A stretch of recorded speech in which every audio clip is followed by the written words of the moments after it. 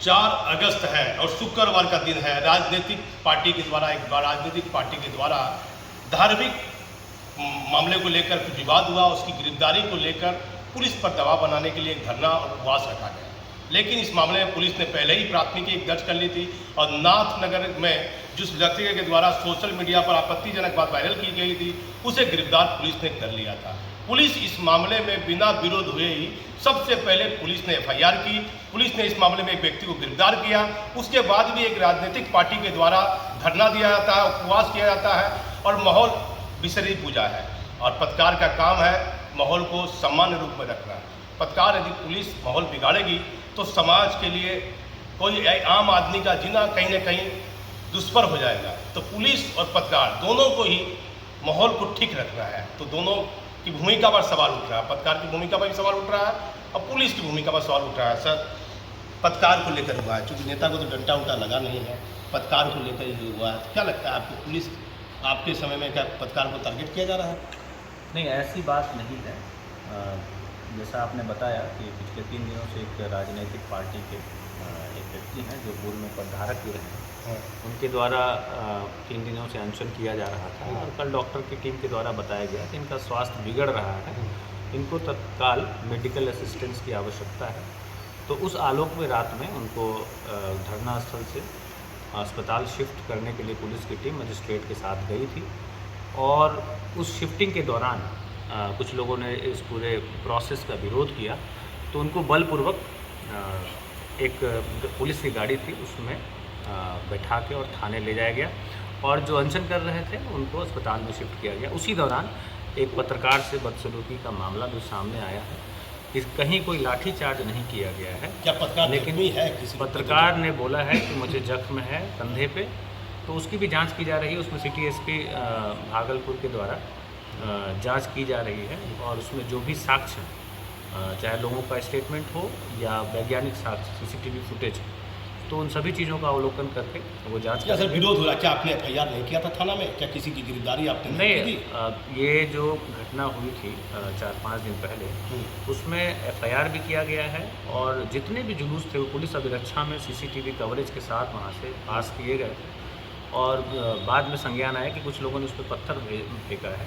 तो उसमें तत्क्षण पुलिस ने वहाँ पर जो तैनात थे मजिस्ट्रेट, उनके स्टेटमेंट पे कांड दर्ज किया है, लेकिन अनुसंधान अभी जारी है और कुछ उसमें वैज्ञानिक साक्ष्य भी आए हैं। उसके आधार पर जो भी उसमें दोषी होगा उसको बिल्कुल कार्रवाई की पत्थर फेंकने वाली कुछ देर पहले वहाँ कुछ फेंका हुआ नहीं था। पत्थर फेंकने की बात जहाँ रही है वहाँ एक CC फुटेज भी है जो वहाँ पहले कोई पथराव नहीं फेंका गया था। क्या लगता है कोई साजिश तो इसमें नहीं है माहौल बिगाड़ने के लिए? देखिए, पुलिस इस पूरी चीज़ को हर एंगल से जांच कर रही है। क्योंकि एक बार पार्सल वहाँ जेल जाता है, पुलिस दो बार बड़े मामले में उसे जेल भेजती है। पर्वतीय बड़ा सेंसिटिव इलाका है और वहाँ हर जगह CCTV फुटेज लगा हुआ है।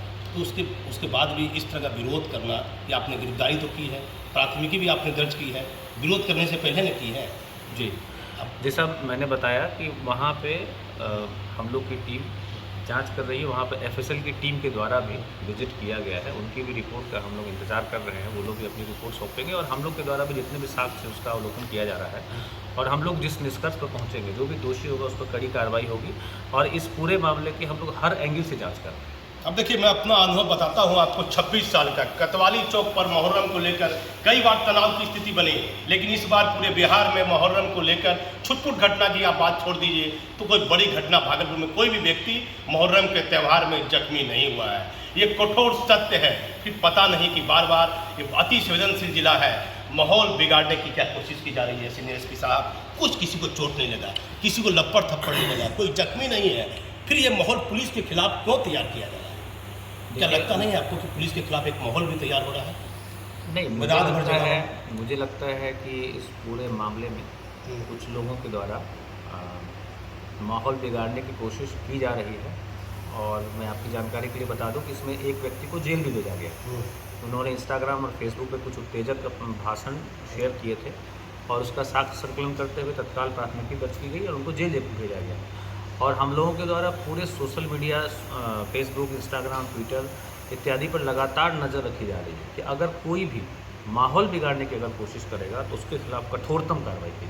7 महीनों के दौरान कोई भी धार्मिक कार्यक्रम में किसी को लपड़ थप्पड़ हुआ, डंडा चला आपके साथ, आपके कार्यकाल में? नहीं, देखिए हम लोग की जितनी पूरे जिला प्रशासन और पुलिस प्रशासन की पूरी मंशा रहती है कि जितने भी त्यौहार हैं, चाहे वो किसी भी कम्युनिटी के हो, वो उस मूल भावना के साथ और शांतिपूर्वक मनाए जाएँ। और जो भी संवेदनशील जगह रहती है, वहाँ पे पुलिस और मजिस्ट्रेट की तैनाती होती है।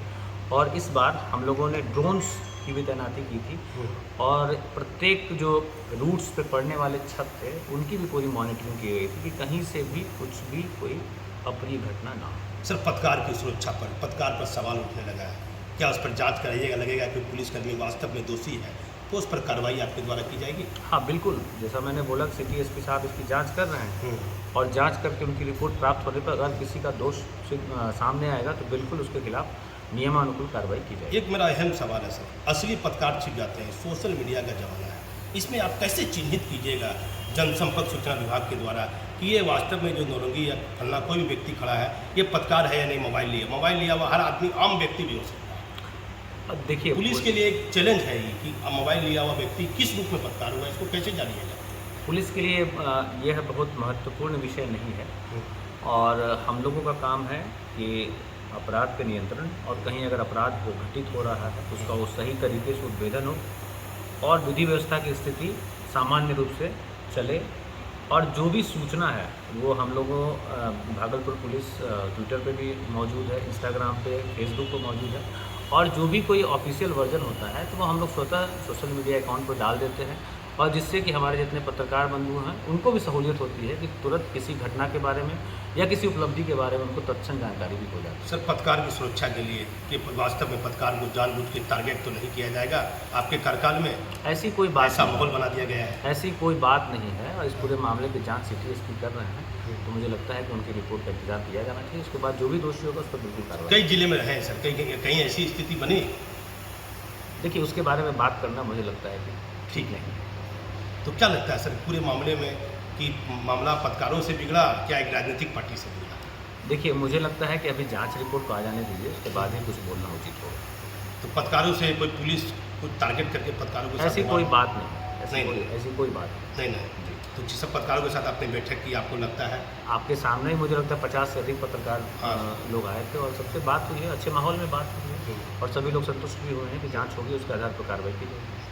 देखिए, पत्रकार के मामले में कि आखिर पत्रकार काफ़ी उग्र हो गए थे तो इस मामले में सीनियर एसपी ने जांच के आदेश सिटी एसपी को दे दिए हैं, लेकिन जो सिटी फुटेज है वह अपने आप में प्रमाणित है कि कौन लोग वहाँ बदमाशी कर रहे थे। अब सिटी एसपी इस मामले में कितने दिन में सर? 3 दिन में जांच रिपोर्ट देते हैं? उनको बोला गया है 3 दिन जांच, उनको बोला गया है 3 दिनों में जांच रिपोर्ट सौंपने के। 3 दिनों में जांच रिपोर्ट देते हैं। वह सभी पत्रकारों को बुलाकर रिक्वेस्ट करने के बाद सभी पत्रकार मौजूद थे। जिस पत्रकार के साथ विकास के साथ विवाद हुआ वह सिर्फ नहीं आए थे, बाकी सभी लोग सीनियर एसपी कार्यालय में सीनियर एसपी के साथ वार्तालाप किए हैं और उसके बाद सब गए हैं। लेकिन इस पूरे मामले में पत्रकार को भी सोचना होगा कि आपका त्यौहार के समय क्या काम है। खबरों के माध्यम से ही आपको अपना गुस्सा जाहिर करना है। सही पत्रकारिता धर्म यही कहलाता है। मैं इस समय सीनियर एसपी कार्यालय से दीपक नौरंगी। और उनको वहाँ से हॉस्पिटल से भेजा जाना चाहिए। इसका विरोध उनके सहयोगी के कुछ 5-6 भाग उनको बढ़ा दिया गया, तो उनको एम्बुलेंस से और उनके सहयोगी बलपूर्वक पुलिस की गाड़ी में बैठा कर और उनको थाने भेजा गया और जो सेकेंड एम्बुलेंस वाला था उनको अस्पताल। उसी दौरान, उसी बैठाने के दौरान लोगों को एक राष्ट्रीय चैनल है, उनके पत्रकार हैं, उनके साथ बच्चे लोग और एक कुछ वीडियो भी सामने आए हैं। और मैं ये भी बताना चाहूँगा कि उसी जगह से जमीन चौक पर जो हमारा integrated command and control centre है उसका CCTV कैमरा भी लगा हुआ है, उसका फुटेज भी हमारे पास संकलित और इस पूरे मामले की जाँच के लिए सिटी एसपी भागलपुर को अधिकृत किया गया है और ये पूरे मामले की वैज्ञानिक साक्ष्य उपलब्ध है, उसको अवलोकन करके और बाकी जितने साक्ष्य उपलब्ध के आधार पर जाँच करें और अभी 3-4 दिन और इसमें अगर किसी भी लापरवाही या जो भी उनका कृत्य है ये नाम उसके लिए किसी ने किया है उस पर कड़ी से कड़ी कार्रवाई की जाएगी। और अभी तक इस पूरे मामले में जो 27 लोगों को हिरासत में लिया गया है और उनको विभिन्न कानून में डाला गया है और उनके खिलाफ नियमानुकूल विधि सम्मत कार्रवाई